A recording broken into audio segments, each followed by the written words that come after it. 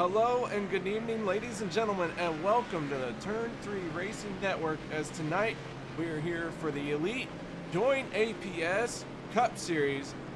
We tackle the ultra fast track here in Montreal, is so well known circuit, Gilles Villeneuve. Thank you all so much for joining me here tonight. We look forward to having a great race. This will be the Mega Drivers 86 Wall of Champions 130, turning 48 laps here in Montreal, and it is going to be a very challenging race for several of these drivers, as we are not just turning left here tonight, we're turning left and right. In the booth with me tonight, my good buddy and fellow troublemaker, Dave Worrell. How you doing out there tonight, Dave? Doing good, KR. Glad I could make it up here to Canada. Lucky they let me in. I didn't think I was going to get in the gates, but lucky they let me come in and I get to join you up here and watch all the action out there on track. Well, the action out on track is getting ready to switch over into qualifying. So drivers will have 10 minutes to lay down their best lap. They are now starting to roll out. We're going to see a open qualifying session.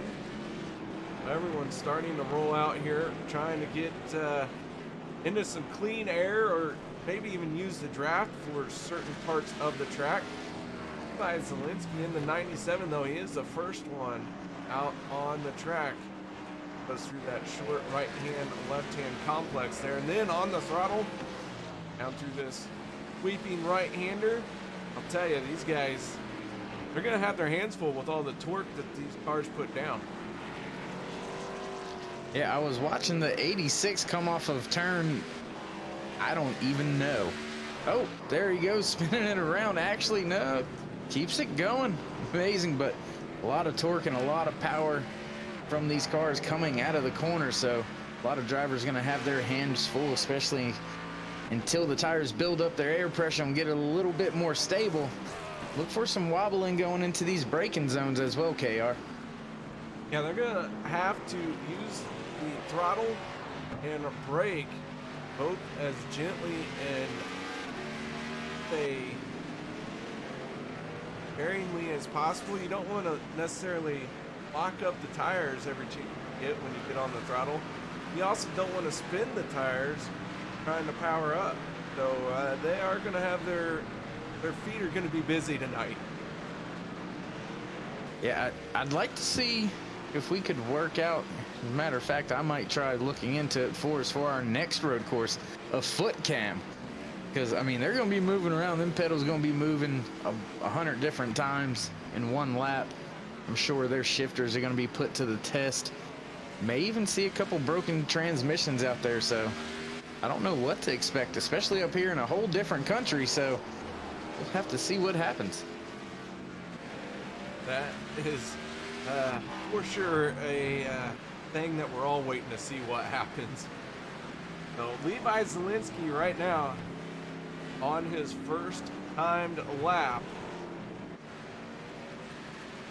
now working his way onto another long straightaway. We're heading into turn 8. Ooh, he's gonna lose it a little bit there. Trying to get that power down. Back end stepped out on him just a touch.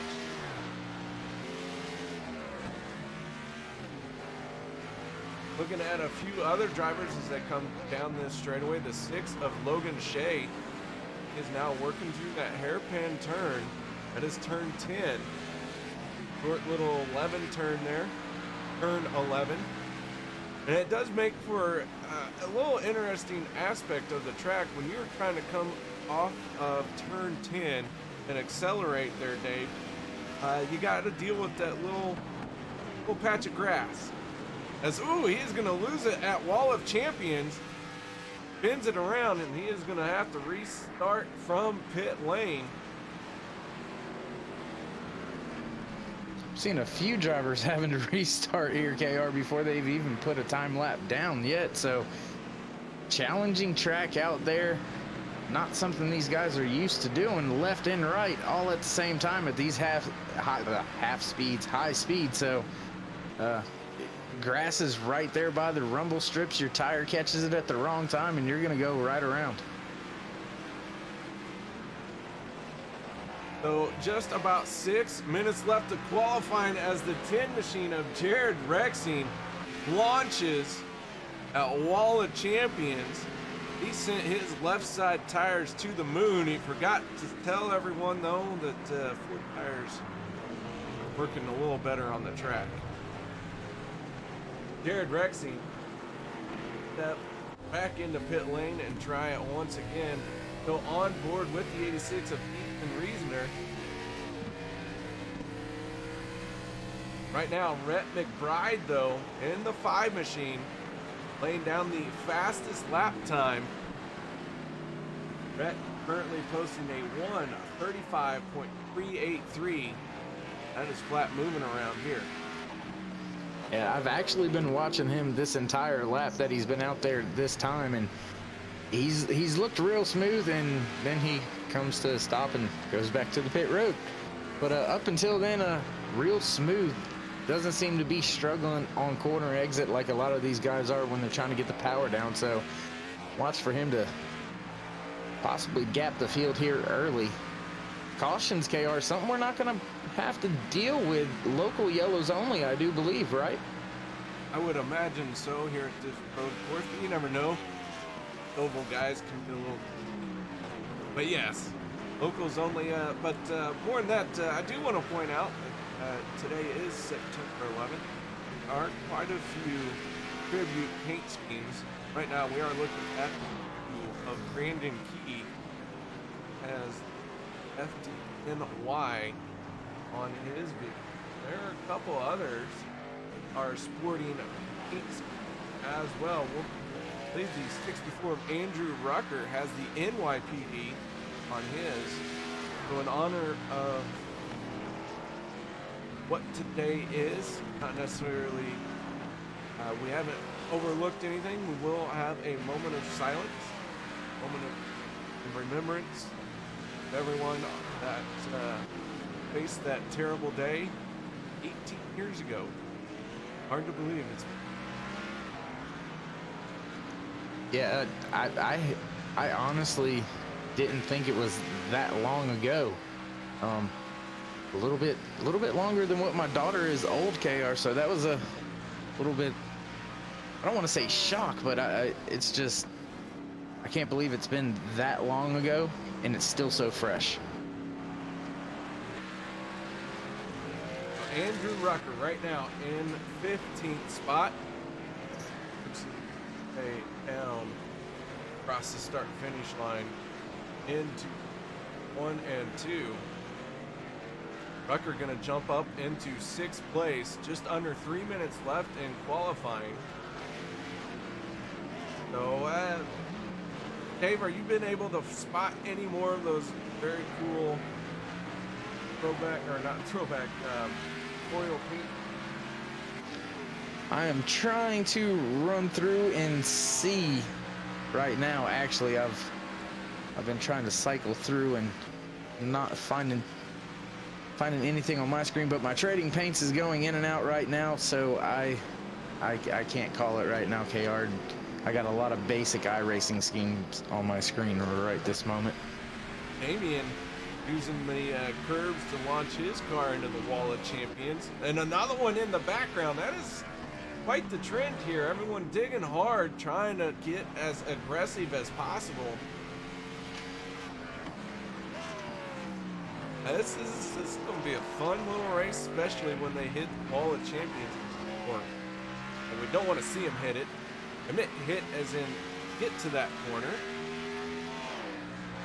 They come down that long casino straight, and it is carries a lot of speed. You gotta really jam on the brakes, get slowed down, go through that short little that is so lovingly called Wall of Champions.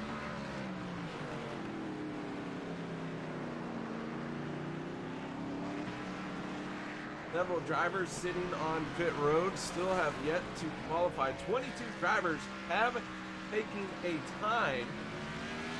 Right now we're looking at David Tooker, who is currently scored in 20th place. Gonna roll across the line. He'll stay in 20th until it updates till 8th place. David with a good jump there from 20th to 8th. Brett McBride still sitting on top of the charts. The 37 of Ethan Barrow finding himself in 13th place.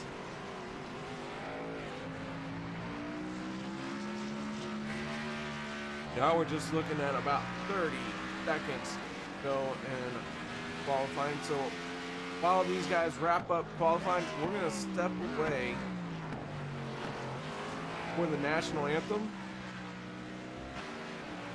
And then while the drivers take to the grid, we will observe a moment of silence. No one go anywhere. We take you down onto the track for our opening ceremonies. Ladies and gentlemen, please rise.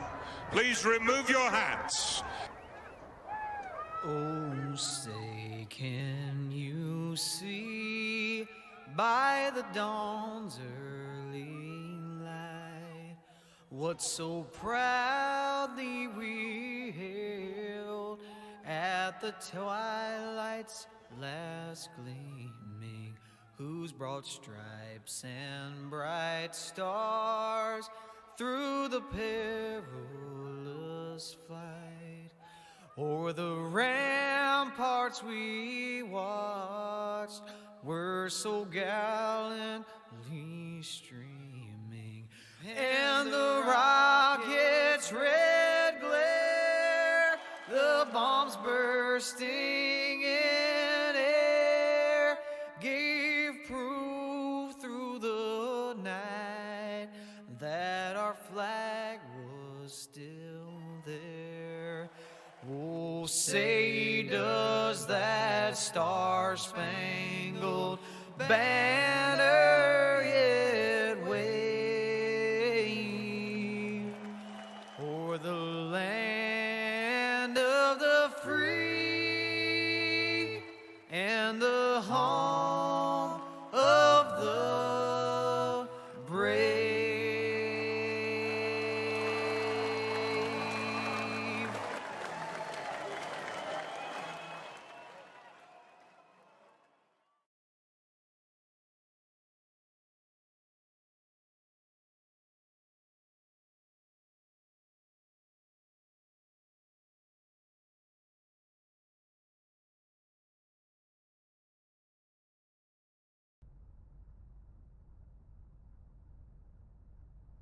Welcome back, ladies and gentlemen, as the qualifying session has drawn to close.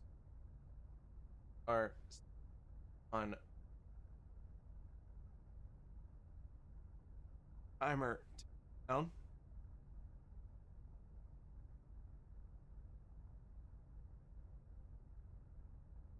While we wait for a few minutes for the drivers to start taking to the grid, and as they grid, like I said, we are going to have a moment of silence for our remembrance of 18 ago.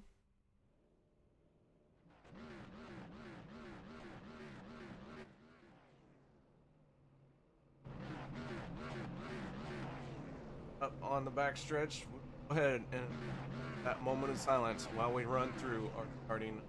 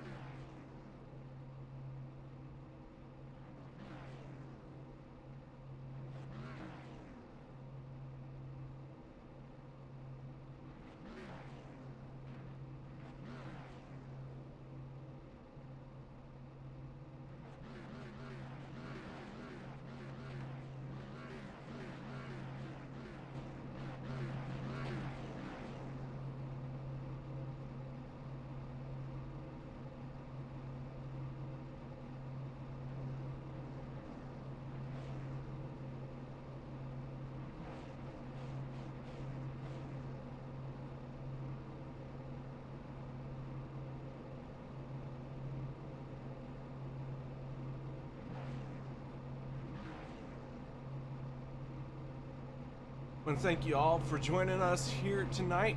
We look forward to a great race here in Montreal for the Mega Drivers 86 Wall of Champions. The at Mega Driver 6. Everyone checking in on YouTube, thank you so much for coming back. Deepest apology about what happened with us. The place that we're outside.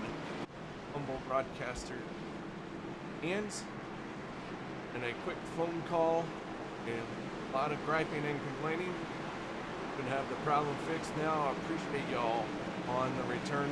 Look for a great night of racing here. We're getting ready to go back to flag. Yep. Peeled the pace car off. We are getting ready to go racing once again.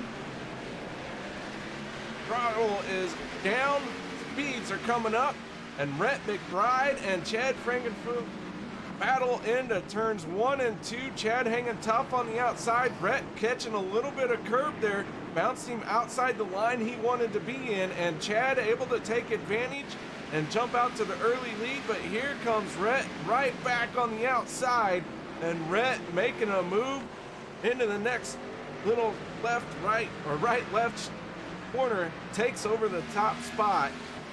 And Dave, already we're seeing these guys scrambling around at the front. Yeah, I was paying attention to the 2 car, and I watched Brandon Key loop it around a little bit earlier. He got it straightened back up. He's following suit right now, trying to move his way back up into position on, I believe that is the 41. Going down, I'm not even sure what turn or straightaway that is there, KR. I don't have these numbers down just yet. Dallas Myhan in the 41 machine, working his way through turns 8 and 9 now. Now, as they head into the hairpin, it looks like everyone's starting to get single file. The 2 machine making a move here. On the inside, that is Brandon Key. Took a peek to the inside of the 73. My timing is all sorts of messed up. There we go. Michael Goodman in that green and white 73 machine, getting passed by the 2 of Brandon Key. Brandon through the wall of champions cleanly. So far, no one tagging the wall. Did have one start from pits. That was David Westergreen.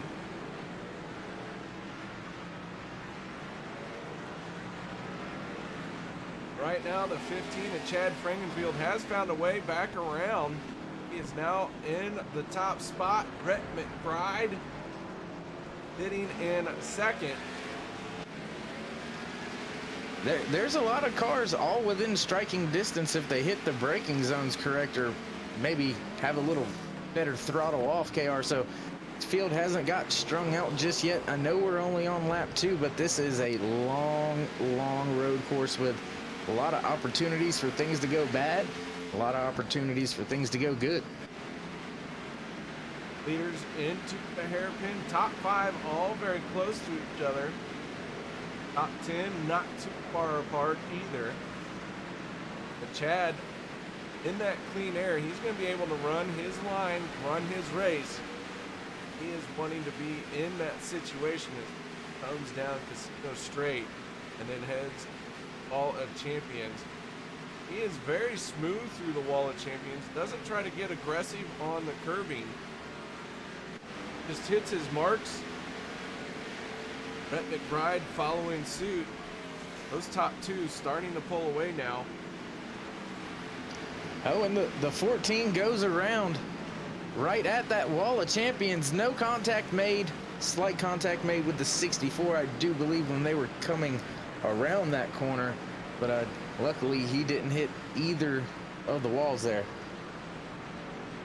Brady Clark having to wait for traffic to clear. This is costing him a lot of time. Now found a spot, makes the 180 turn and gets back into racing, but he has fallen well down the order, all the way down to 30th spot. Unfortunate for him, but a lot of racing left. Has an opportunity to take over some positions, regain some lost ground. And KR, give me your opinion, or call me crazy if you want to. 0.3 of a second is all that separates first and second as they go through the hairpin. That kind of tightens up a little bit here, but 0.3 of a second on an oval track, 0.3 looks like forever. 0.3 on a road course looks like you're almost touching their bumper. Okay. So Do you not feel that way? Do you not see what he just looks so much closer over here with the time interval than what I think he would on an oval track. A lot slower. 3/10 at 200 miles an hour is a big difference between 3/10 and 60. So yeah, you are crazy. I just had to give you a hard time. The 15 of Chad Frankenfield leading this thing, sidestepped as he worked his way out of turn 2, caught it a little bit, but again, an example of trying to put the torque down and how difficult it will be. Jumping the curbs every corner is Chad Frankenfield and Rhett McBride. They're both just, I mean, they're nailing them curves. To go on board with the 97 of Levi Zielinski, you can see just how far ahead first and second place are starting to pull away. Levi working through turns 8 and 9. Got a little curb, got up in the air. If a driver does catch too much curbing, it will damage the body on these cars. Saw a lot of that in practice, especially when they send them sky high. So some drivers who try to be aggressive may end up in a bad situation, get aggressive, a little too aggressive. And I'm over here watching the hairpin right now, and it looks like everybody's kind of calming down a little bit more. Cars aren't wiggling around as much into the braking zone and on exit, so looks like these guys are kind of getting their rhythm, starting to feel the tires, feel the track, and just settle in. Right now we're looking at the 37 of Ethan Barrel as he works his way through 1 and 2. Little bit of glowing rotors on that 37. Using those brakes hard. Got a lot of heat in them. But then again, you know, good news is there isn't brake fade just yet here in iRacing. We've used those brakes as long as I.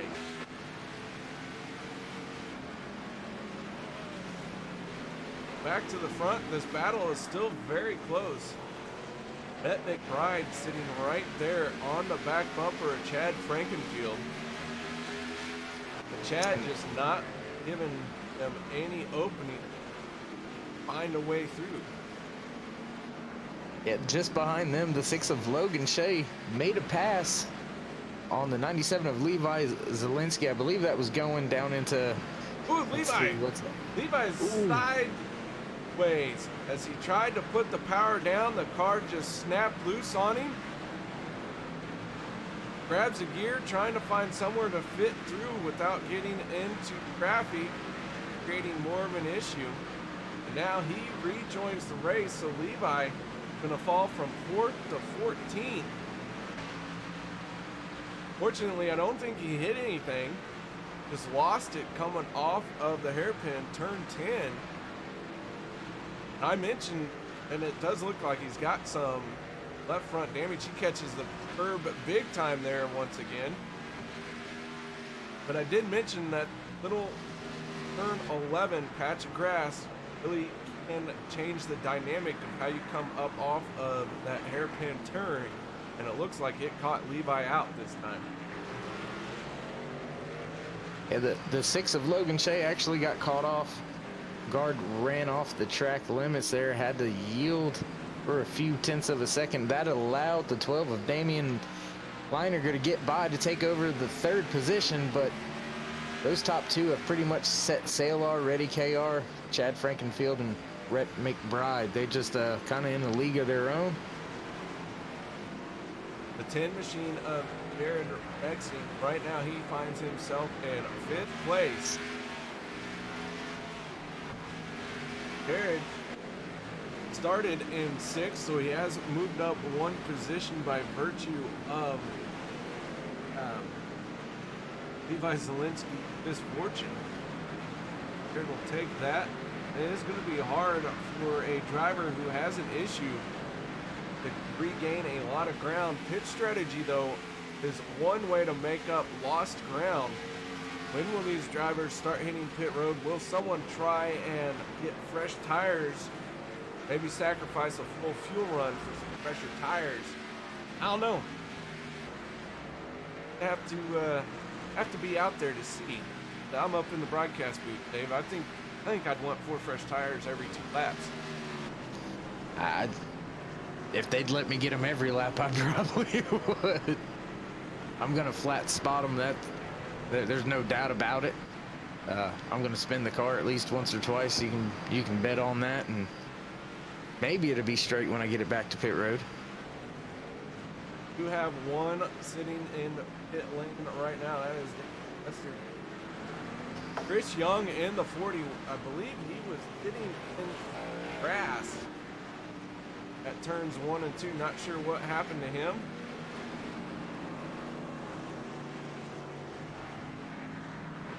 Chris Young very slow on the track right now. Looks like he's got some damage on that machine. Trying to stay out of the way. Limp it home. He is running a tribute paint as the light that we're used to. World Trade Center.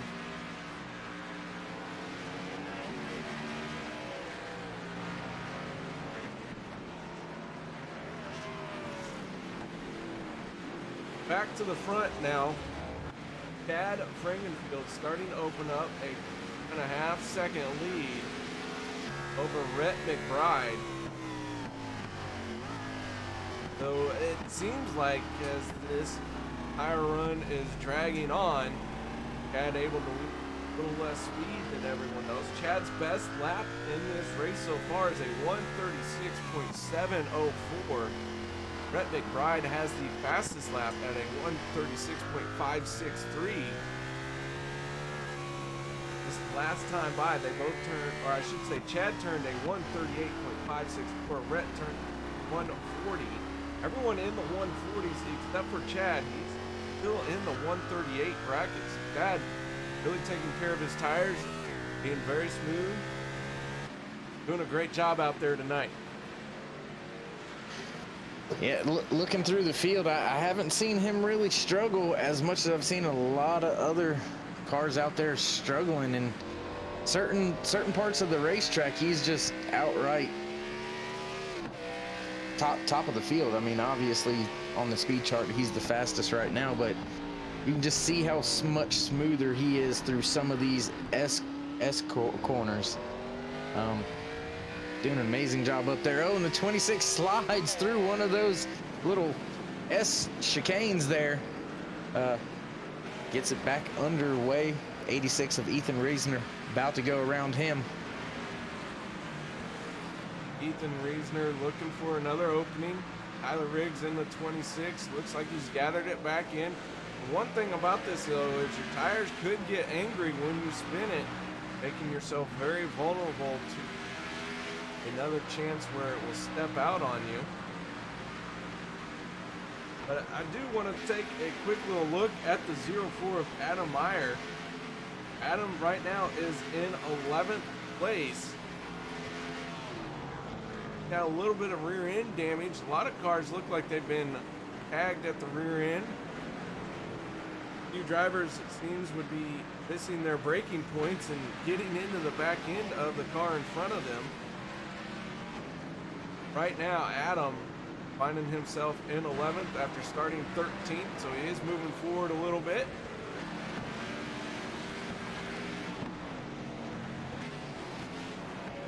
This is just this is amazing to watch. The 15 of Chad Frankfield, just how effortlessly it looks. Effortless, not lessly. Yeah, English isn't my strong point there, KR, but effortless is what it looks like out there by Chad. Yeah, he is still in the sub 140 time brackets. His last lap was a 1:39.192. Everyone has really dropped off. He has found a way to stay consistent and turn amazing laps. Just got a very smooth line, very direct line through the corners. Not abusing his brakes, not abusing his tires. That is a good example of how you get it done out here on a road course. And Jarrett Rexing, he just showed how to get it done going into the braking zone, into that wall of champions turn that you've spoke of multiple times already. Great job getting on the brakes a little bit later than the 12 of Damian Leininger, but able to make that pass, make it stick, keep it off the wall, and he's starting to pull a slight little gap going after Logan Shea now for third place. We do have cars that are one lap down. Started 33 drivers. Have 9 on the lead lap. David Westergreen, the 22 machine, first one that has gone behind the wall, like an early night for him. Now the 97 of Levi Zielinski on pit road as well. I believe he is taking flatbed to get to pit stall. That machine looking like it is heavily torn up. No fast repairs available for these drivers. And I'm not sure that 97 gonna be able to get back out there tonight. Nah, he has a little bit too much damage, I believe. He's going to be sitting there for quite a while, and when he does get out there, I don't think he's going to have much of an engine left up in that thing. Ooh, and we're watching it on a replay by trying to make it into turns 3 and 4, looped it, tagged that inside wall, had contact. So now that machine definitely has Tammy. In the 04 of Adam Mayer on pit road. Looks like he's the first driver to hit pit road for a scheduled pit stop. Also got my eye on the 40 of Chris Young down on pit road right now. We'll wait to see when they drop the jack. Looks like he's going to be sitting there for a little bit longer as well. And Chris Young making his way onto pit road finally as he was struggling to get there, had some damage. We got another car on pit road as well. That is the 2 machine of Brandon Key. Brandon Key, though, looking a little smashed up on the right side. Chris Young starts rolling out. Chris Young now 2 laps down in 32nd place. But Brandon Key on pit road. Adam Mayer in the 04 has been on and off pit road. In his pit stop, KR, 44.8 seconds for the entire trip down pit lane. 14.8 second stationary time for him. So we'll see what the other cars times are like for a 4-tire and fuel stop. See if that's a good time or not, or how his pit crew needs to improve. So a few drivers making green flag pit stops here. They will all be flagged here tonight. Chad once again stepping out a little bit, coming up off the corner. Brett McBride has decided it is time to start stepping it up a little bit. Must have been conserving some fuel and tires. He has made his way back down into the sub 142nd bracket. 1 minute 40 seconds to realize what I said there. And he has caught back up to Chad Frankenfield. I'm wondering if both these drivers were just in conservative mode for a while. Their times were dropping, but then they picked up in unison. I see them hit pit road this time as they're trying to get the best in lap that they can. A lot of time to be made on the in lap and the out lap here on these road courses. Oh yeah, that's where if you're a fan of Formula One or IMSA, those type of racing styles, you'll usually hear the car chief come over the radio and tell their driver, you know, now's the time we need you to push. You get as much as you can out of the tires before we bring you in. Wear everything out of them, and then when you go back out there, give me one or two just absolute flyers, and then kind of fall back into that tire management for the longer run for the duration of the tire cycle. And then you'll do the same thing again, go hard those last 3-4 laps that you have before you come back down pit road. And Rhett McBride is all over the rear bumper of Frankenfield right now. Yeah, Rhett has really recovered all the lost time Rude while waiting for his fuel window. Something has happened to the 7 of Joshua Personette. Not sure what happened to him, but he was quite slow, but he's now getting back up to speed as J.R. Bolden in the 1 machine onto pit road, as well as a few other drivers. A lot of drivers hitting pit lane, making their pit stops. But our 2 leaders so far continue to cycle around, logging these laps and pulling away from the rest of the field. Logan Shea, 6.5 seconds behind Rhett McBride. And it an astonishing feat to look at and watch is the amount of time that these fresh tires are not making up. The 04 of Adam Ayer's only running a 138, a high 138 at that, and your leaders are running only a second slower on way older tires. So that just kind of lets you know how smooth and methodical these drivers have been at the beginning of this race, as the 5 slides a little sideways going through turns 1 and 2, right on the rear bumper as they come around turn 3 down this little short stretch. Chad feeling the pressure from the 5 machine, but not making a mistake yet. Rhett just going to stay right there and keep pressuring him. This battle has raged since the drop of the green flag has been spread out for a little bit, but Rhett bringing it right back to Chad. It does look like the 7 of Joshua Personette, heavy damage on the front end of him on pit road, getting serviced by his crew. 2 more drivers making pit stops here. And we had a lap car go, well, he wasn't a lap down yet, but he was going a lap down, run off track that broke up Rhett McBride from being right there with Chad Frankenfield, slowly starting to try to get back to it. As the next corner, Chad got a little bit sideways, had to woe it up a little bit more than what he would have liked to, but now McBride finds himself about a 1.5 seconds back. He was right within striking distance.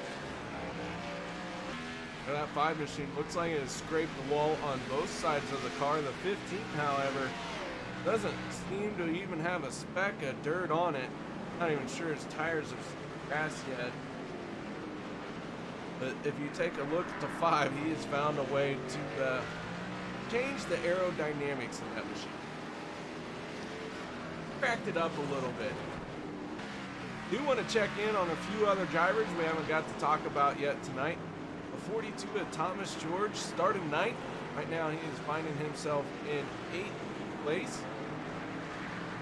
That 42 machine has not been on pit road just yet. Our top 10 drivers all have not pitted.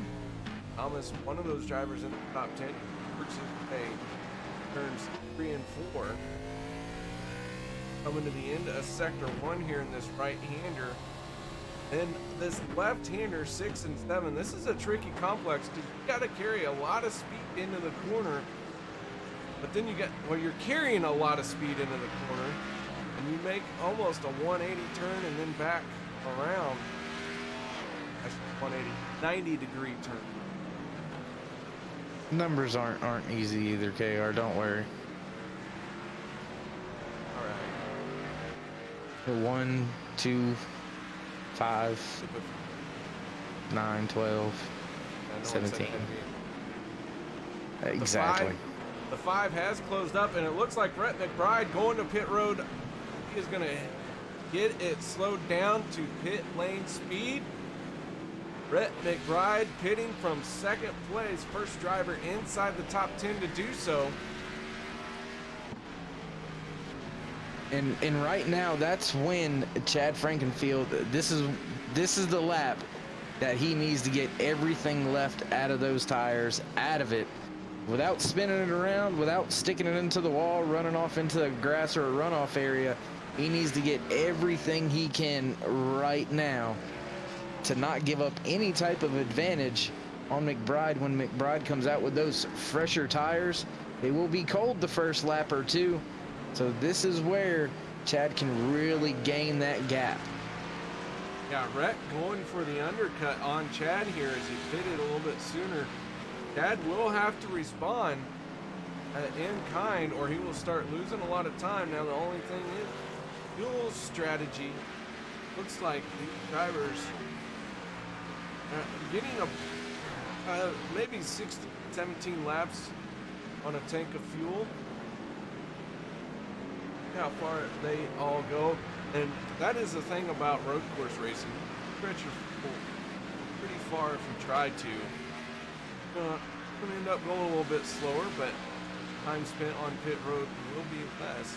We'll see if the fuel gets pit road this time. Ed barreling down into the corner, and he does. He is going to respond to Rhett McBride making his pit stop by coming down pit road. Now, Rhett McBride in the 5 machine dealing with the not lap car, that is Andrew Rucker in the 64, easily getting by him. McBride now in Casino Straight.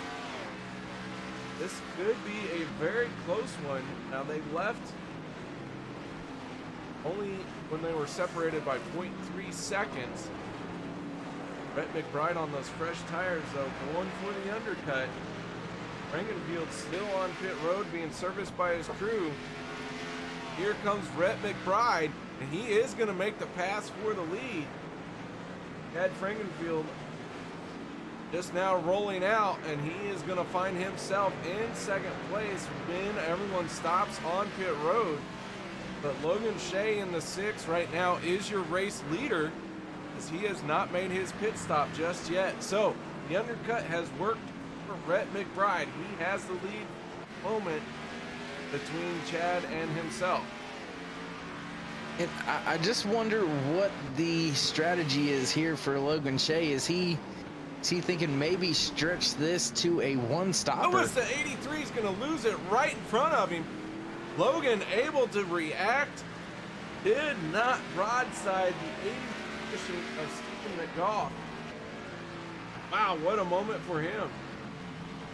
That would definitely change the color of the pants. I'd say so. Logan, back to what you were saying, yeah, your fuel strategy, you're having a hard time keeping pace with the leaders, and you got to find a way to beat them on pit road, beat them using fuel strategy. That looks to what Logan Shea is trying to do. We'll continue on, maybe make one less pit stop than them, have that extra time. As Rhett McBride is going to lose it at Wall of Champions, the 5 machine, all sorts of out of shape. As he and Chad Frankenfield were battling down Casino Straight, we go to our turn 3 replay here. Side by side, they were charging into the wall of champions. Rhett, a little bit harder on the brakes. The back end steps around on him. Frankenfield able to clear him. Everyone else kind of taking evasive action there. But Rhett McBride falling now to 5th place. All the champions catching him out. That rear end just locked up. Around he went.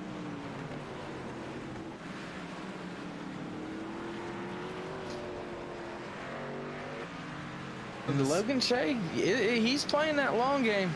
I think he may have another 4 or 5 laps. I'm not sure if he's actually going to have enough fuel to pull it off, but I believe that's what he is stretching out to try to do. Had a 7-second lead over the 15 of Chad Frankenfield, who is the measurer of the field here tonight. So when he pits, he's going to fall way behind, but he's not going to have to pit again if he can manage to somehow squeak out 24, 25 laps this first run. Yeah, he would have to get to lap 25 on this first run for sure. Then continue on, but as you mentioned, Chad Frankenfield being the measure, he's only 3.4 seconds behind Logan Shea right now. Logan, when he does hit pit road, will lose a lot of time to Chad, but he can do this race on 1 stop less than Chad. He might have a shot. Different strategies and how they all play out. Well, we can't predict how that's going to happen. Yeah, continue watching. I know I'm kind of stuck in my seat here, wondering how this is all going to work. Yeah, it's interesting mix. We've got guys out there on about 10-lap tires, guys on 2 tires. We got guys on almost 20-lap old tires. As you see Chad go around Damian Leininger for 2nd place. But Chad stalking down that 6 of Logan Shea. But Logan might just wait until he gets to him maybe. But if he's ran this long, KR, I can't imagine him not trying to go a 1 stop. You've given up so much time already. Your only hope is to do a 1-stopper. That it is, and here comes Chad Frankenfield trying to make a pass for the lead. He is on the back bumper of the 6. He's going to step out down Casino Straight. He is going to pull even as Jay tries to get the power down, just can't do it as quickly. Chad Frankenfield making the pass for the lead. And the 6 is Shea going to hit pit road. So is the 12 of Leininger. And I do not like that call by those crew chiefs to leave them out that long. Not going to be able to make it to the end of this race on a 1-stop strategy now. So they have given up and just a ton of time. They will have a lot fresher tires towards the end of this green flag pit cycle again. Oh, the 5 contact going into that little chicane wall of champions there. Contact with a lap down car. So McBride trying to come back up through the field, dealing with a handful of cars through that wall of champions area right there, KR, and he's looks like he's starting to beat the fenders in just a little bit more than what would be desired. It'll be fine. Just adds to the downforce. Nah, I had a buff out. Yeah, it'll buff out. 3 machines Nothing. right in front of Rhett McBride. That 3, Scott Haney. Scott is second car, a lap down as Michael Goodman just by Chad Frankenfield. Haney in that black place allows us to go forward. On by as well. Some of these drivers are out having fun, having the time of their lives. Never raced on a road course before. Why not? Why not have some fun? But Scott Haney started 27th. Right now finding himself in 19th, so he has moved forward as the 37 barrel go on by. And KR, the 20 is around, sitting in the middle of the track. Shane Diamantova was sideways in the middle of the track. A lot of cars had to take evasive action to go around him. That was a big moment there for a lot of guys inside the top 10. Oh man, he tried twice to put it in reverse. Almost got tagged. Got it rolling once again. Dang, yeah, just lost it. Got a little sideways there. Got back going. And right now, KR, I'm gonna be watching after Logan Shea for just a little while to see where his lap times are looking compared to the leaders, and see how far back he is. He looks like he's only about 37 seconds behind the leader right now. I know that sounds like a lot, but a 4-tire stop is 44 to 46 seconds here. So, oh, cars around into that chicane again, 2 of them. Logan Shea manages to go by without any problems once again, getting ready to make that another left-hand turn. I believe that's turn 7. Yeah, that was 37 of Ethan Barrel. Got sideways. Then another car, that is the 9 all by himself as well. 9 machine, Rusty Capel, also taking evasive action on that one. Had Frankenfield all by himself at the moment. Not under any pressure, not having to worry about any lap cars. Turning a very quick lap times, 1:38. Last lap, 1:38.590. So back to a pretty much full. Currently have 17 cars on the lead lap. Last car on the lead lap, that is the 11 machine of Matthew Weeks, finding himself in 17th spot. Right now, he is minute 33 behind the leader, which that means he's about 5 seconds from going a lap down, as Chad just poked into the camera view there. But Matthew Weeks finding himself in 17th spot after starting 31st, so he has really moved his way through about half of the field. Not a bad run for him there. That's a good move there.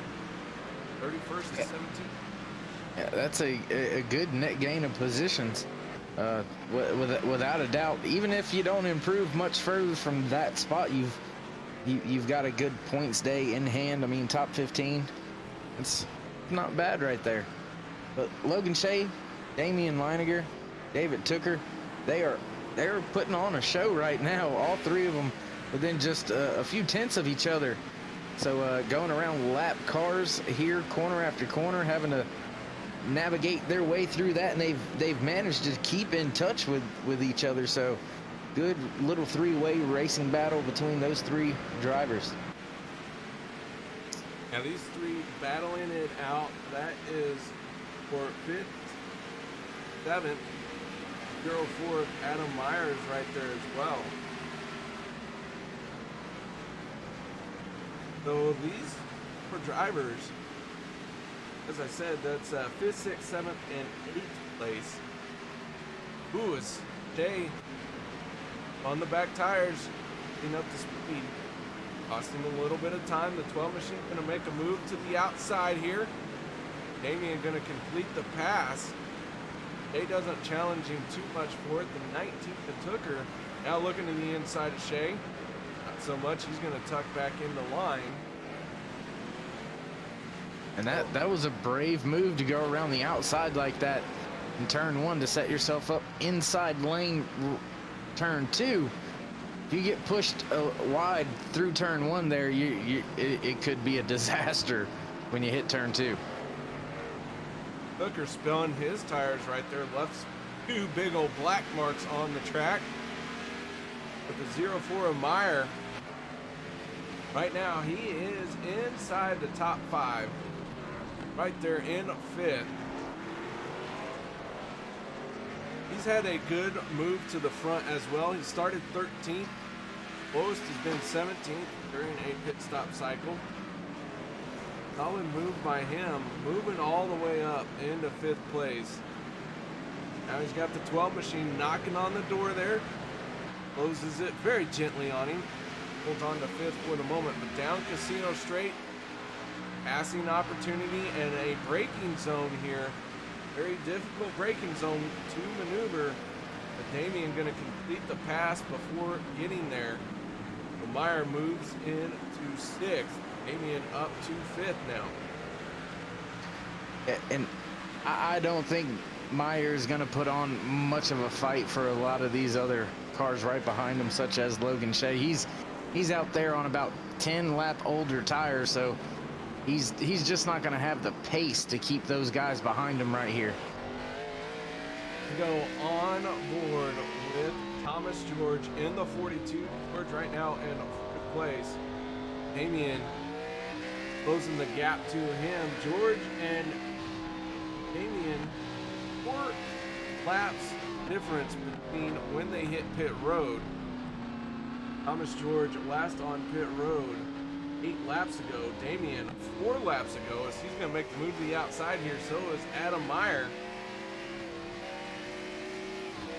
Pass complete, as Thomas George looked like he was not going to put up any kind of a fight to hold the guys up. Yeah, and it's still pretty astonishing to see that these guys with fresher tires than your leader right now, than Chad Frankenfield in that 15, that Ford Mustang. I don't know. It's fast. You know what they say about Meyer? Oh, through the hairpin, locked the back tires up, almost got into the back of Damian, kept it off of him. Gonna lose a spot here to George in the 42, but a big save. Big moment for Meyer. Got through it though. Like I was saying though, KR, the leaders is still running faster laps on older tires right now.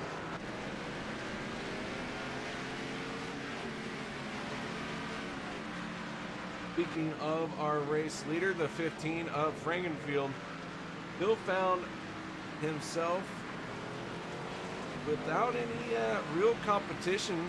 That is allowing him to run his race, focus solely on hitting his marks. Jared Rexing in the 10 machine right now, scored in second place, 5 seconds behind. Chad Frankenfield just really laying down very quick laps, as we've talked about. In the 1:38.790 time frame. Is on 8-lap tires right now. That is very impressive, in my opinion, just how smooth and consistent they. And I've watched him for the past 2 laps, KR, come off of the Wall of Champions corner there, and he's not breaking sideways like you've seen a lot of the other cars here tonight. He just seems to get it pointed and slowly make his way down that front stretch to the line, and makes an easy entry into 1 and 2 and back down this little straight before this next chicane. After 26 of 48 laps, just past halfway, Frankenfield is your race leader. Rexing sitting in second in this S-Quick 10 machine.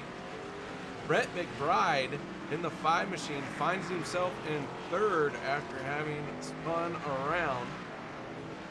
Lindinger in fourth, and Thomas George rounding out your top 5. Still with my eye though, KR, on that 6 of Logan Shea. He's got some of the fresher tires out there on track. Some of the other guys that are already a lap down do have fresher tires, but they're not going to be able to make the gap up. Gap's starting to get a little out of hand for Logan Shea if he wants to try any type of fuel strategy here. Starting to reach that 50-second mark behind the leader, back in 7th position, so he's going to have to put together some flyers here as we get closer and closer to beginning to see some more green flag pit stops in about 9 laps or so.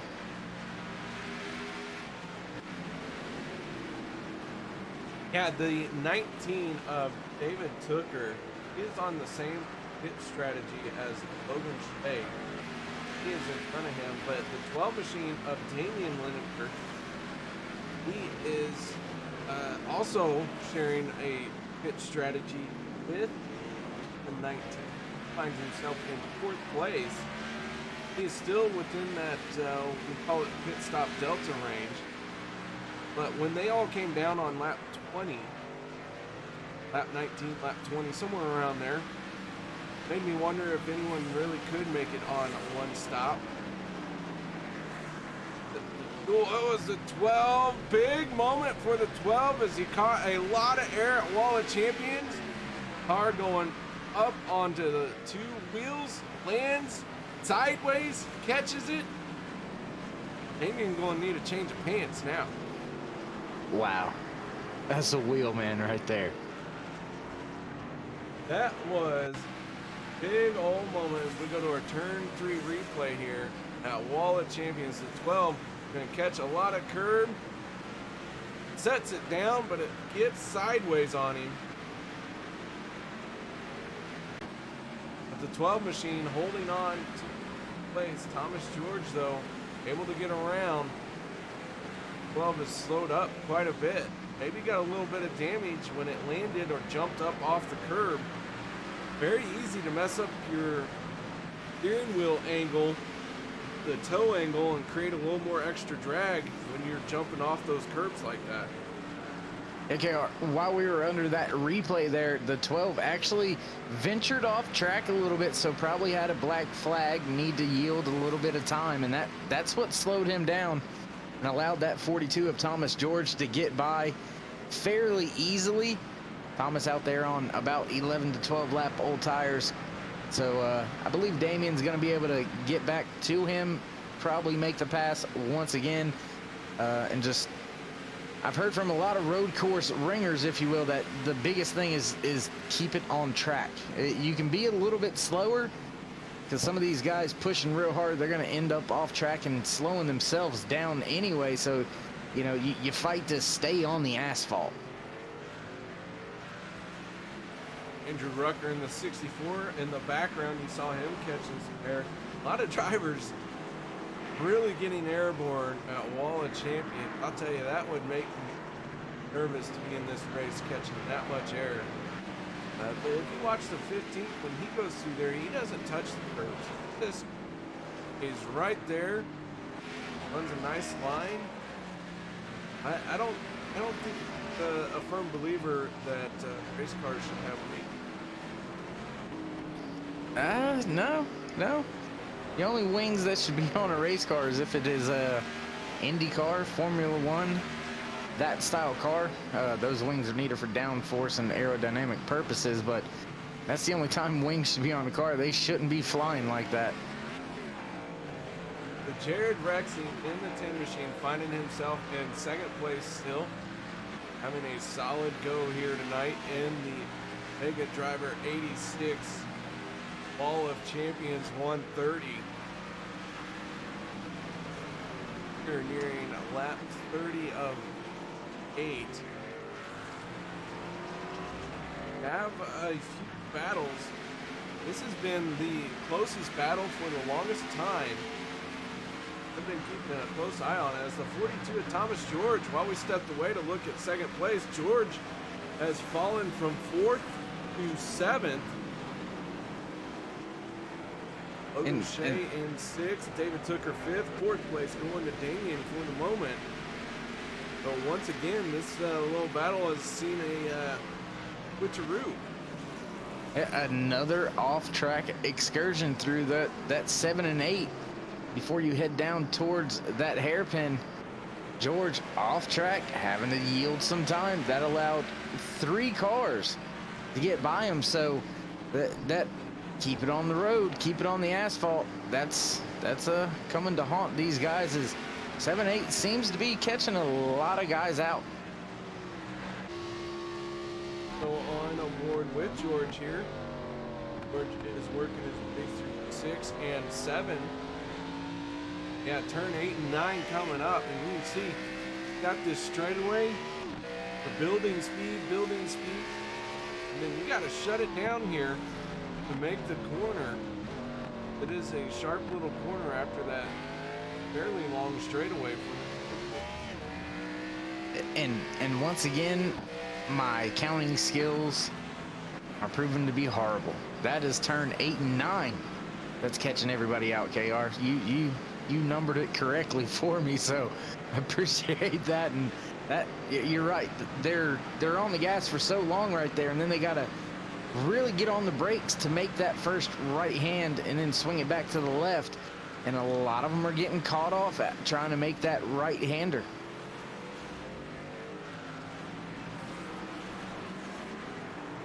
Check in on the 5 machine of Rhett McBride as he tries to cover from his pins earlier. Does have the 10 of Jared Rexing in sight. Go on board with the 5 machine. But Jared really just able to stay in front of him for the moment as he has been able to. Oh, it's the 14. Gonna catch a little air there and go around. That was the lap down car of Brady Clark. Clark finding himself 2 laps down now. Got sideways right there in front of Rhett McBride. Big moment for Rhett. Able to get through it though. Problems. And I was just looking at I believe that was the bump stops in 8 and 9, or not the bump stops, the curbs there, and there's a lot of rubber laid down on that inside curb of turn 8. That could be what's catching a lot of the guys out, KR. I've said, you know, the past 2 times that's where it's happening. But I think that's exactly what's going on. They're hitting that inside curb and it's upsetting the balance of the car. And when it lands, it just won't turn for them. Jared Rexing heading into the Wall of Champions. Smooth line through there. Rhett McBride also.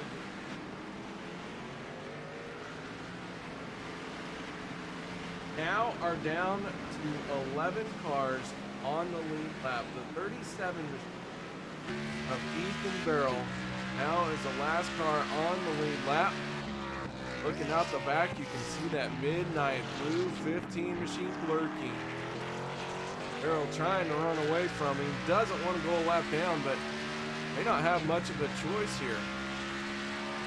And it actually looks, I believe he, as long as he can stay in front of him for the next 3 to 4 laps, KR, I think he'll be all right because he's already made his 2nd stop of the race. He's on brand new tires right now, so he should be able to pull away slightly, even though the 15 has been the class of the field, and his lap times are just absolutely barn burners, even on 15 lap old tires. So Ethan gonna try to use those real fresh tires to keep himself out there in front of the leader. Across the start finish line he goes. Makes another lap.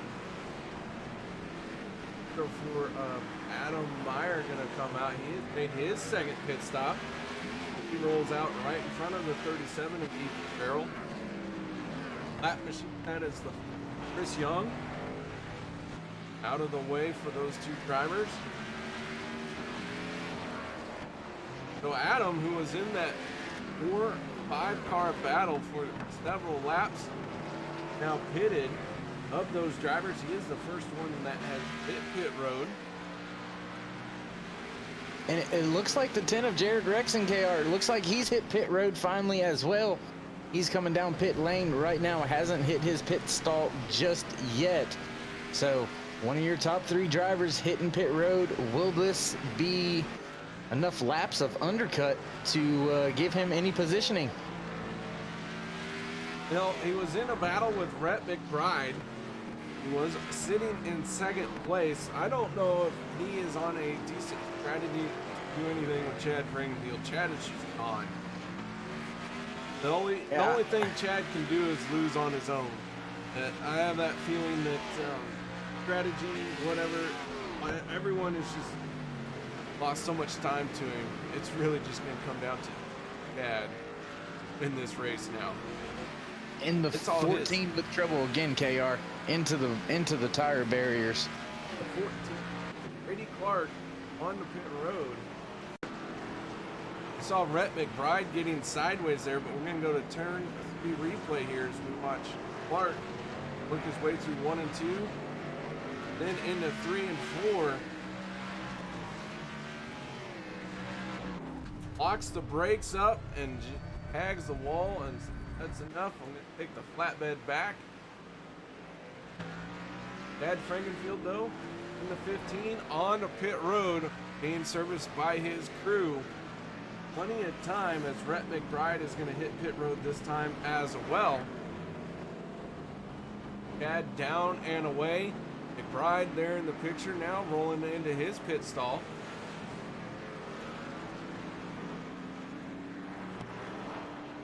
And Frankenfield, you said it, he's just gone.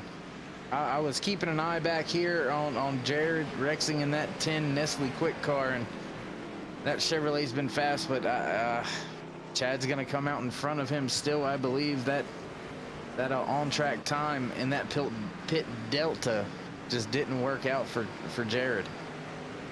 Rhett McBride is going to come out a little bit behind the 10 here, so the 10 able to save his position in that battle between Rhett McBride and himself. Rexing finds himself in third. David Tooker in the 19 machine has not made a pit stop just yet. He sits in second place. Where he's showing third, but across the line third. He is now in second. He can't cross him. I think line update there. The 19 machine hitting in second after starting 11th. Got a good run going. The long run that he's trying to do, though, can catch him out a little bit. I fear he was one of the drivers that was battling right around the top 5. See where this up. One driver we haven't talked about yet tonight, that is the one of J.R. Bolden. They are in place for the moment. Got the 87 Richard Hines being 1 lap down.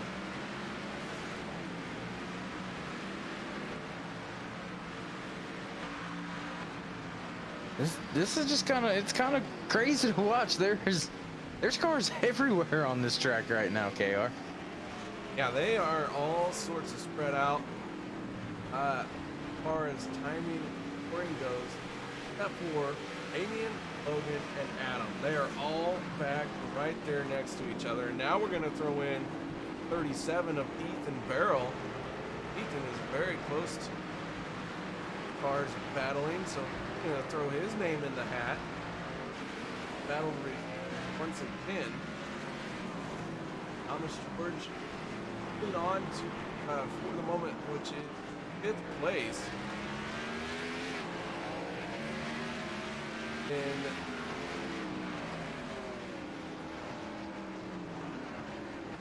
David Tooker was part of this group, has not made his pit stop. No one else here has. They are very...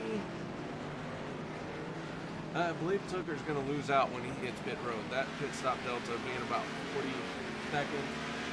Tooker's right around 30 seconds in front of him. Yeah, I don't believe it's gonna work out for David Tooker there. He's gonna be giving up a lot of time over these next few laps. Looks like about 3 seconds as it sits right now. That last lap, the difference for Tooker and Rexing as Tooker hits pit road that time by. Tooker on pit road. Gyro cam being used here as Adam Meyer takes us down Casino Straight.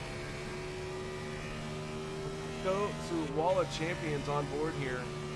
If he catches a little bit of the curb, bouncing up. Always fun having the gyro cam on, and there it is. Big old shot on the right side.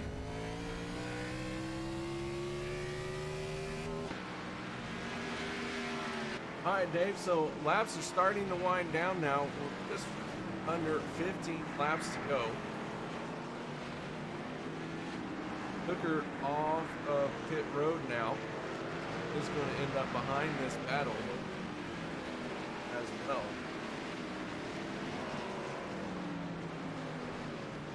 Yeah, laps Hooker stays in front of Logan Shea. So Tooker into 8th place. Shea into 9th. Go ahead, David. Sorry. I was just going to mention, Garrett, like you said, under 15 laps. Laps winding down. The field size on the lead lap is getting smaller and smaller. Chad Frankenfield not letting up one bit lap after lap. One of the, if not the fastest on track. So, oh, we got a car around. Couldn't quite see who that was around there right in front of Rhett McBride. So, a scary moment for McBride once again.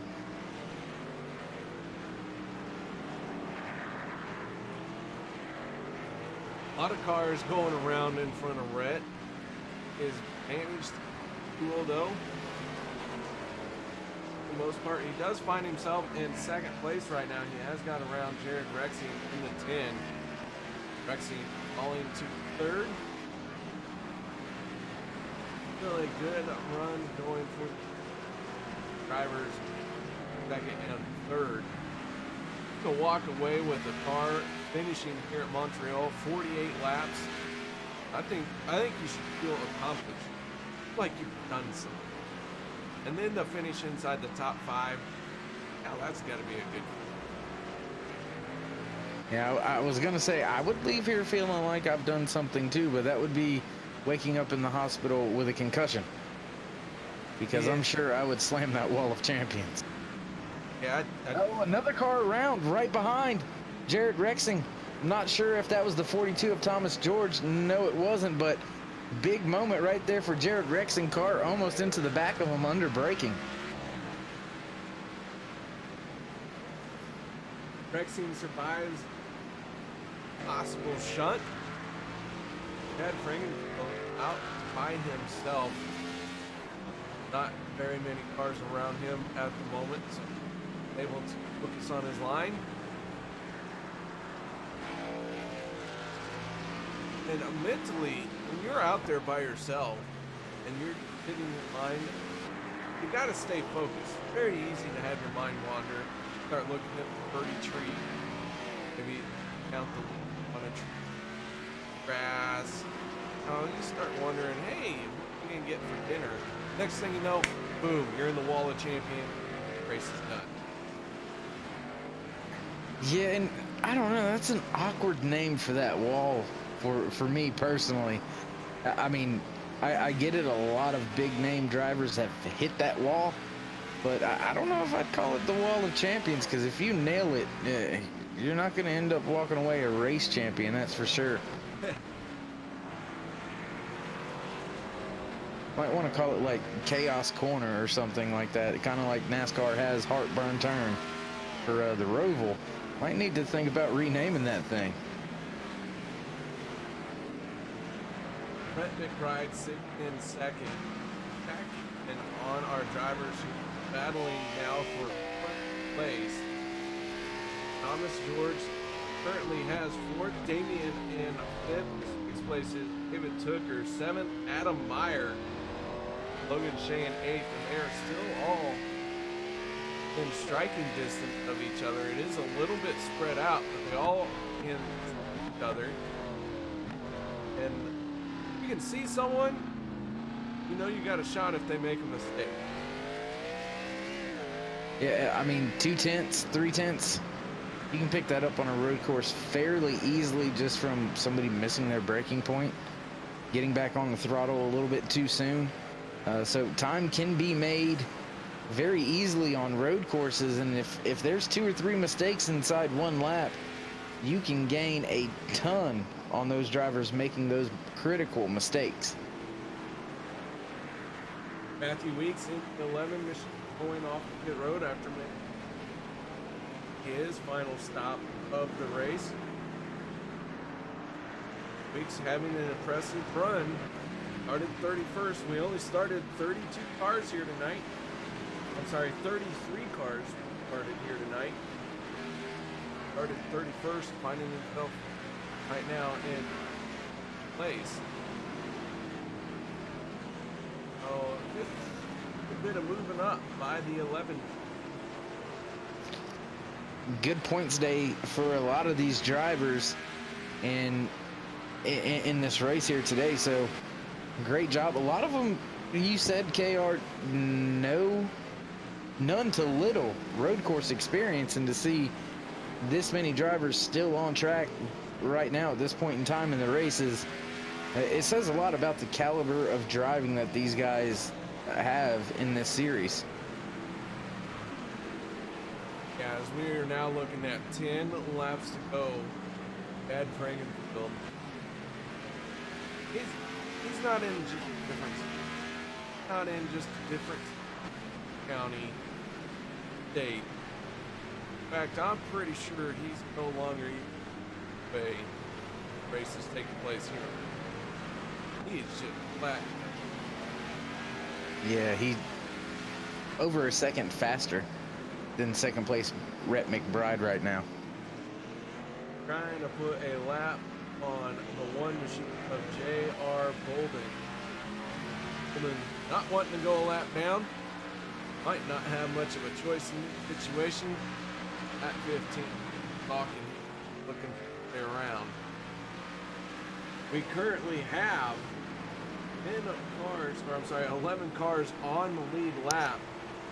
As I mentioned, started 33, have 6 still out there running.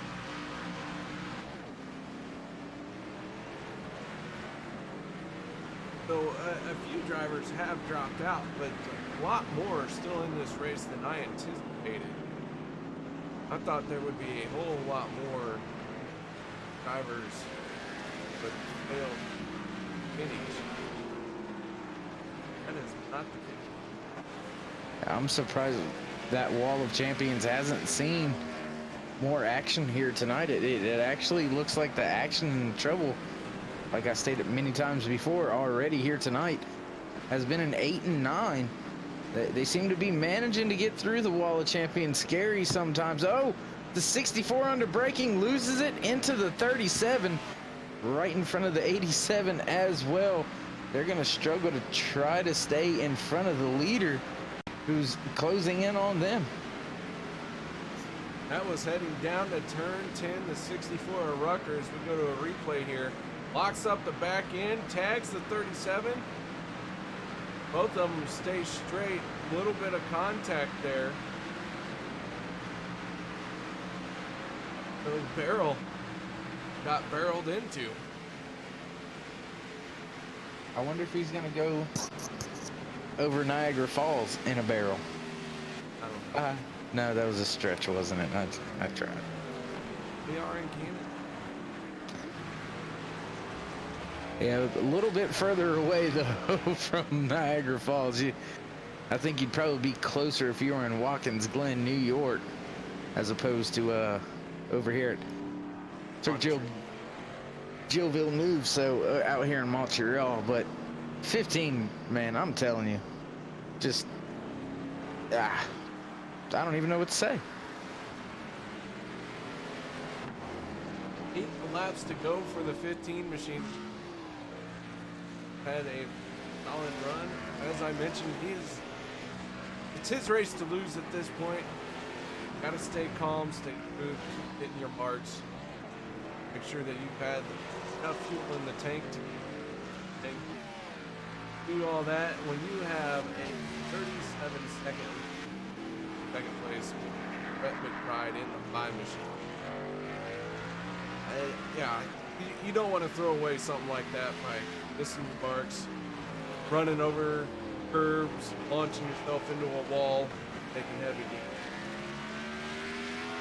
Yeah, just you're basically just you're coming around the track, or at least I would come around the track in as slow of a speed as I could without losing any time.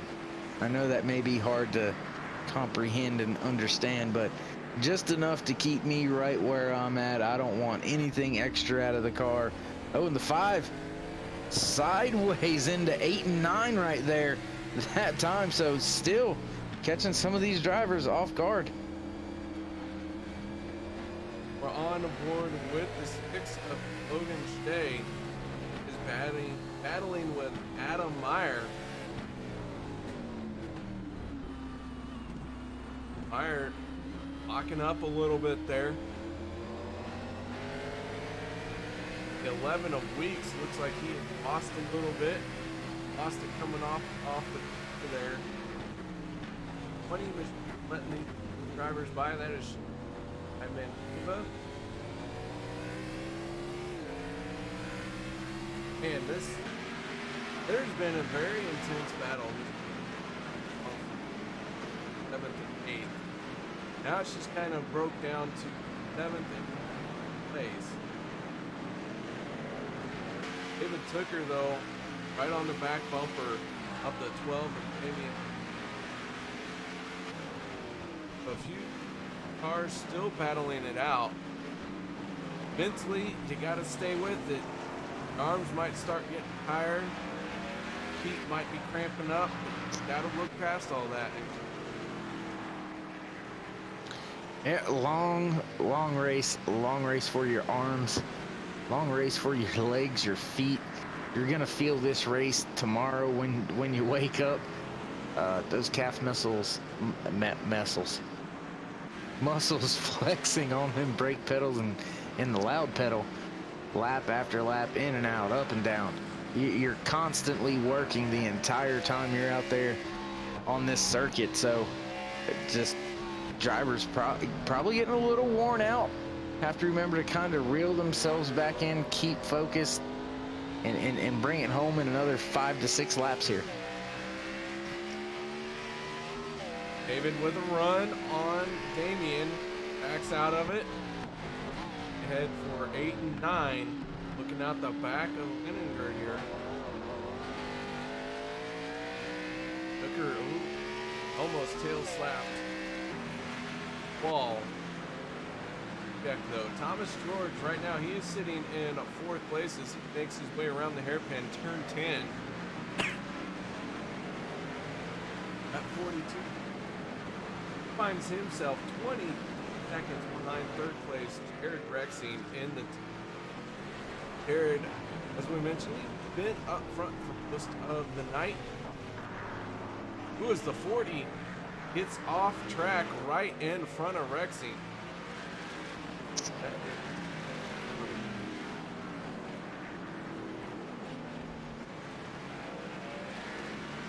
Well, Dave, looking at 6 laps to go, almost been ready to 5 as our leader on the straight. Any predictions for 2nd place? I think Rhett McBride pretty much has 2nd place in hand unless he has a big time moment. He's about 8 seconds or so in front of Jared Rexing, so I don't think there's going to be much of a battle unless Rhett does something to himself. Same thing for 3rd. I think our podium is pretty much settled between Chad Rhett and Jared Rexing. Rexing has a 22.5-second lead over 4th place, the 42 of Thomas George. So I think the question is who's going to finish in that 4th, 5th, 6th position, as that's kind of your closest battle.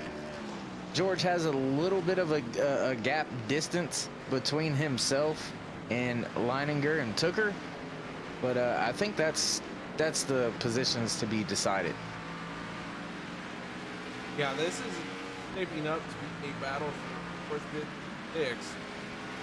Thomas George, Damien, and David all on very similar tires.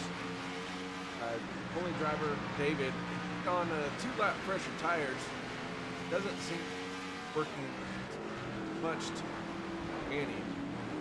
Trying everything around brightly colored 12 machine.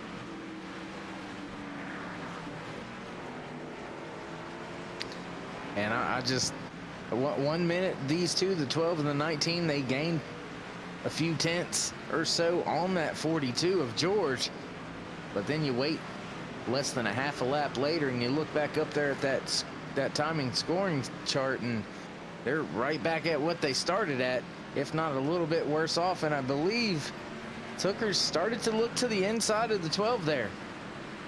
We do have one ball. That is from Noah Player. Took a peek, but did not pass. All the Champions claims another one. That is the 94 player. Got way up in the air, got loose, bounces off the wall. Looks like minimal damage to 94. I can assure you, KR, any contact with that wall there in Champions wall, it's not light. It's heavy. It may not look like it, but there's some damage underneath that body that you just can't see. Probably got a tie rod, something like that, a little bit out of whack from that contact. Chad Frankenfield. Laps to go as found the Adland Cuba. Main third lap down here. Add on to great. And this race has really clicked off very quickly. Last lap for Chad Frankenfield was a 140.101 as he heads down the front stretch once again. Kind of lap he has here. No signs of slowing down. Going to turn a 140.5 that time. They met laps down, running in fifth place. Still have 26 cars out there running. 3 laps to go. Seeing any battles out there? Now, I was keeping my eye on Damian and David, but they ran up on the 40 of Chris Young at an inopportune moment for Tooker there, and he gave up some time trying to reel that 12 machine back in. He's about a half a second behind now. Chad Frankenfield off track there. Slid through the grass in the 8 and 9 complex. Gathers it in before he hits the wall. Didn't lose the lead, surprisingly. I would have for sure thought he would have lost the lead. Running off track one time, for sure, no question. We'll have to give him a hard time and get him in here. Absolutely. And KR, just real quick, while we have only 3 laps left here to go, we got to think all the way back. I want to take you all the way back real fast to that first pit cycle where the 5 and the 15 came out. We're joining back up with each other. Contact happened. The 5 kind of lost it, and ever since then, it was nothing but the 15. Can't help but think what would have happened if that little incident hadn't have taken place.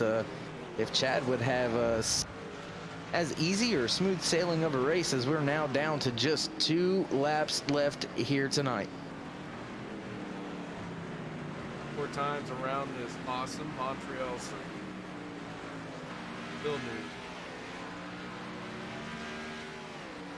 Oh, and the 12 around in the hairpin coming out, trying to put the gas down, KR. Damian gonna lose the spot to Hooker. Gonna back this up here a little bit. We're gonna go to our replay. See the 12 goes wide, drove it in deep, tried to put the power down, fishtails it. Never really looped it, but a big old fishtail there. And Tooker gonna slide into 5th place.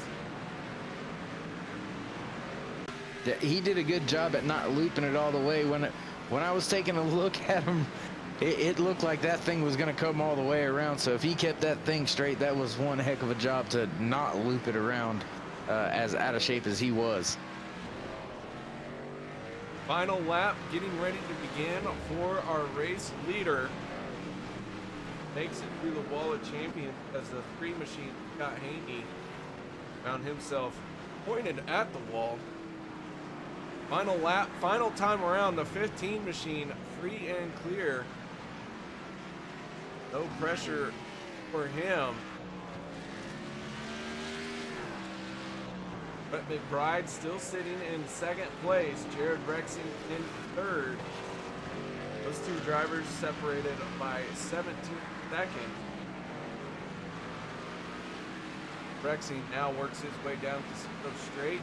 Brett McBride crossing the start-finish line. He's beginning his final lap. But Chad Frankenfield, we have talked about it, has put in a dominating performance here tonight, pulling away Bill from Bride. Final time headed towards turn 10. And KR, as he gets ready to finish this race going through the hairpin there, am I seeing this correct? He's led almost the entire race except for maybe, what, 3 laps? Brett McBride led, I believe, laps.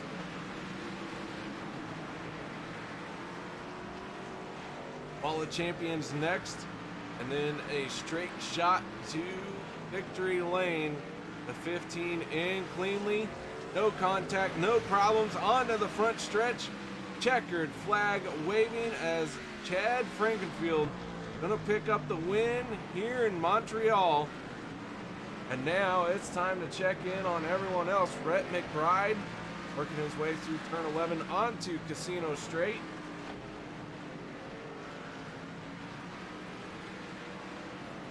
Now faces for the final time the Wall of Champions. Things can go wrong here, but with the time that he has, just got to be smooth, gentle, no reason to push it. And second place going to go to the 5 of Brett McBride. Crosses the start finish line. Jared Rexing finding himself now looking at the Wall of Champions. Something go wrong for him here. Doubtful. Pulls it off smoothly. Pin machine going to be crossing the start finish line in third place. Hooker will hold on to fourth place. Goes through the Wall of Team. Thomas George right there. Round out our top 5.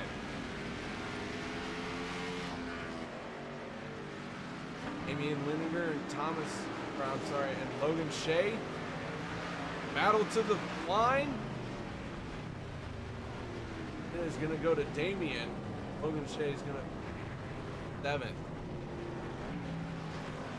It looks like those positions we were kind of had our eye on 4th through 8th or so. That was where it was heated up there right at the end, coming down all the way to the checkered line. Yeah. I mean, great race for Logan Shea and Damian Leninger. For the 15 of Chad Frankenfield on his cool down lap. Rolling around. Race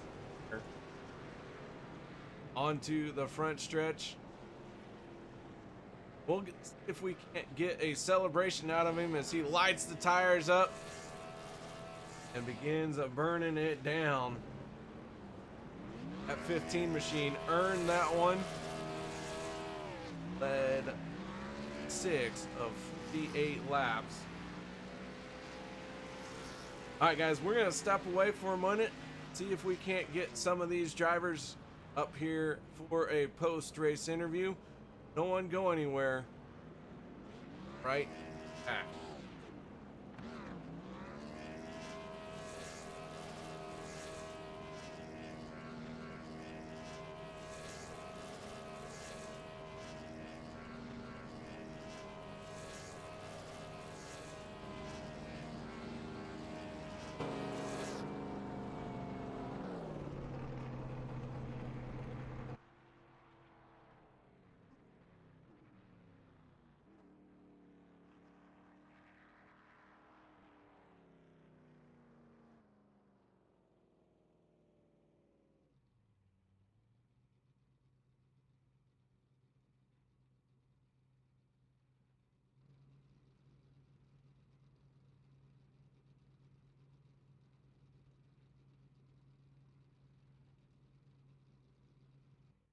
Welcome back, ladies and gentlemen, as 130 miles has been completed here, 48 laps at Montreal's very famous circuit, Gilles Villeneuve.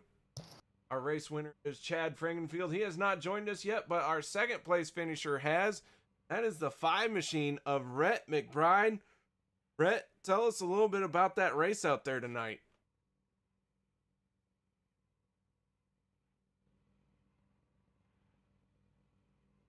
All right, while we wait for Rhett to work through his microphone, we'll see.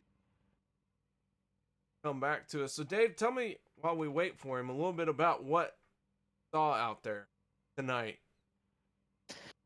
Seen some really, really fast cars, really, really smooth drivers. Seen some close battles all over the racetrack, not just specific turns.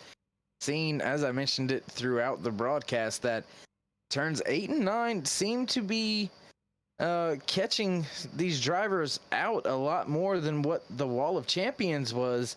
I, going into this race, for one, assumed that was going to be the hot spot, that we were going to see a lot of cars pancaking that right side off of the Wall of Champions and ending their night early. Not the case tonight.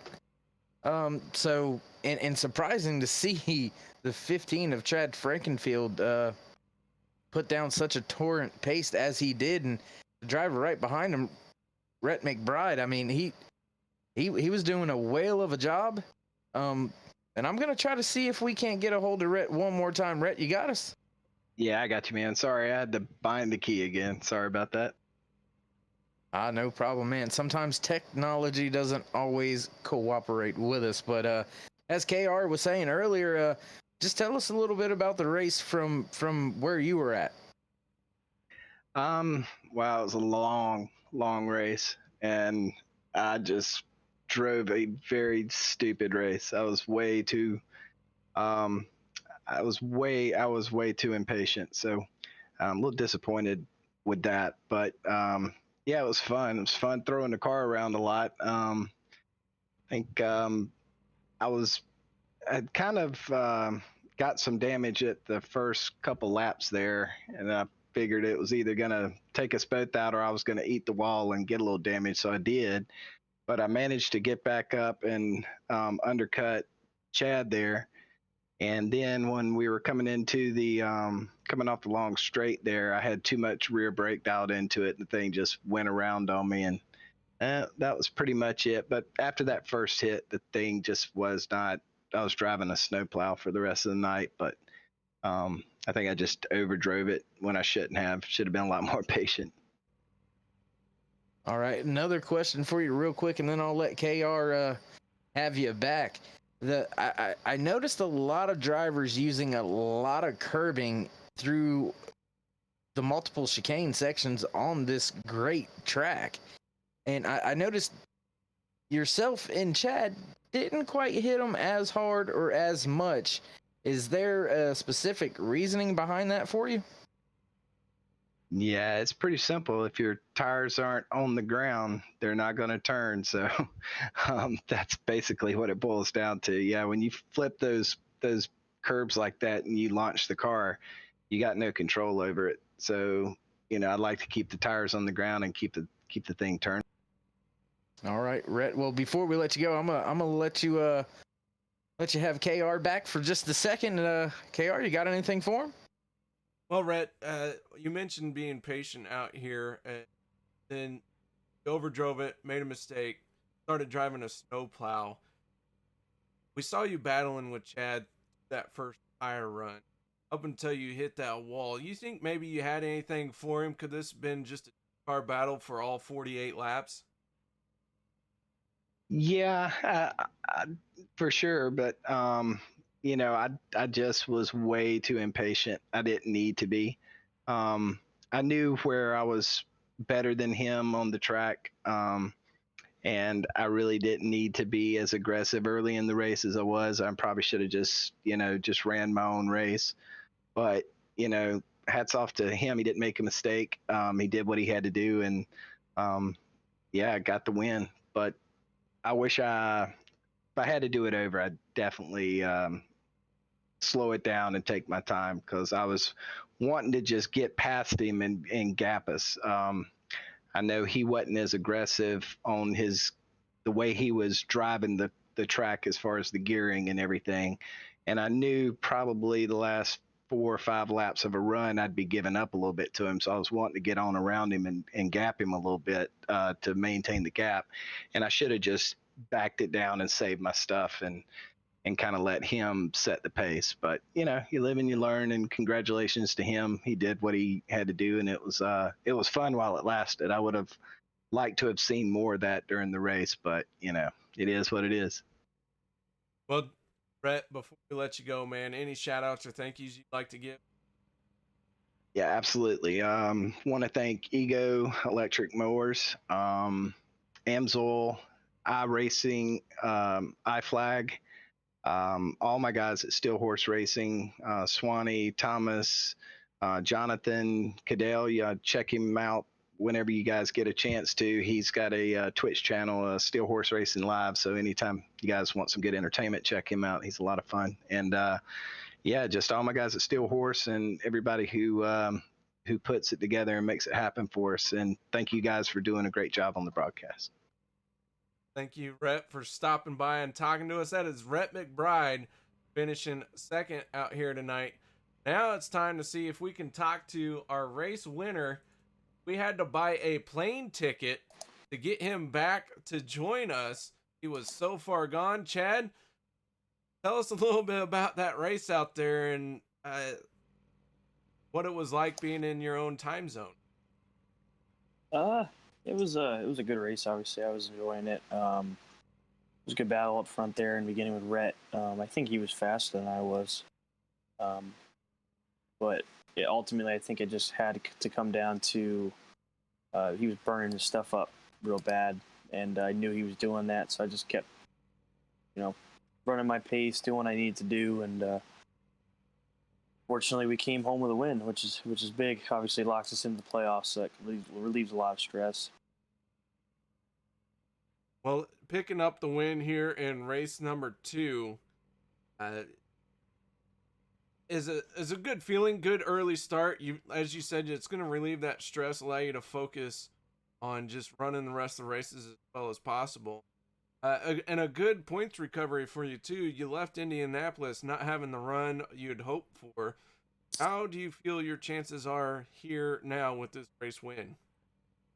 I feel good. I always felt pretty good. Obviously, you get one drop in the regular season, so in Indy I had top 2, top 3 pace, and unfortunately we just didn't get the result we needed. But next week we go short track racing at Richmond. It's going to be another battle, and obviously just for you to be a champion in the series, you got to be good on all aspects of race, on all kinds of racetracks. So we'll see what guys are like next week at the short track. So. But thank you guys for broadcasting. Thanks to Mega Driver for sponsoring the series. And obviously, we just want to remember all those that we lost today, 18 years ago. Obviously, it's a rough day for a lot of people. So hopefully some of our guys enjoyed the race tonight just to kind of help that day get through. But again, thank you guys for broadcasting. That is our pleasure. And yeah, 18 years ago, tragic day here, felt all around the world. But tonight, you get to celebrate a race win, man. Congratulations on that. Job well done. Yeah, thanks, guys. All right, Chad, we'll let you get to your celebration. Guys, that is about it for us tonight. Nothing left. Go through our finishing results. Chad Frankenfield winning tonight's race by 35.259 seconds. Second place finisher, Rhett McBride. Jared Rexing finishing third. Fourth going to David Tooker. Fifth, Thomas George. Damian Lininger finishing sixth. Seventh, Logan Shea. Adam Mayer finishing eighth place. Ninth, going to Andrew Rucker. Errol, 37 machine, finishing 10th. 11th will be J.R. Bolden. Reasoner and 12th. 13th, Tyler Riggs. Matthew Weeks finishing. Richard Hines, 15th. 16th, going to Joshua Clark. Peter Hayward, 17th. 18th going to Dallas Myhan. Diamantova finishing 19th. 20th, Kendall Noah Fair. 21st will be Steve McGough. Michael Goodman, 22nd. 23rd, Scott Haney. Jones finishing. Jose Mejia finishing 5th. 26th going to Chris Young. Brady Clark finishing 7th. 28th, Rusty Capel. Brandon Key, 29th. 30th, Nancy. Joshua Personette finishing 31st. 32nd going to Levi Zielinski. David Westergreen will round out our 33-car field here tonight. Guys, I do want to thank everyone for showing up here tonight. I appreciate you returning after the debacle that was last week, which I deeply apologize for. Also want to give a huge shout out and thank you to Dave Worrell for joining me here tonight. And Dave, before we sign off, any other last little kernels of wisdom you'd like to throw our way? Wisdom? I'm not so sure about that, but just want to say thank you to yourself as well as all these guys out here at the ERL for allowing me to come out here, watch this race up in the booth, and broadcast yet another great race of theirs.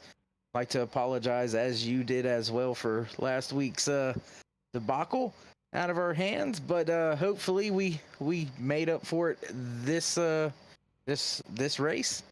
Look forward to seeing some more of these guys battle it out on tracks throughout the season whenever I do come back. Absolutely glad to have you here tonight. And guys, that is going to do it for us here at Turn 3 Racing Network. Race number 3 coming your way next week. Make sure you tune in right here, 8 p.m. Central. Guys, until then, have a good night.